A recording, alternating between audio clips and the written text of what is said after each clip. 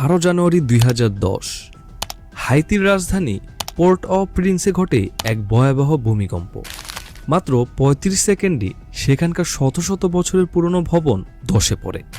মানুষের জীবন এবং ইতিহাসের একটি অংশ মাটির সাথে পুরোপুরি মিশে যায়। এই ঘটনায় প্রাণ হারায় প্রায় ৩ লক্ষ মানুষ।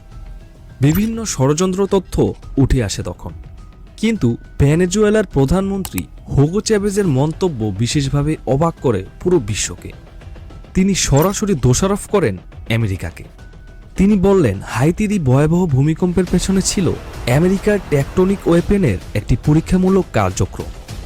আমেরিকা এমন একটি অস্ত্র তৈরি করেছে যা যে কোনো দেশে ভয়ানক ভূমিকম্প তৈরি করতে সক্ষম।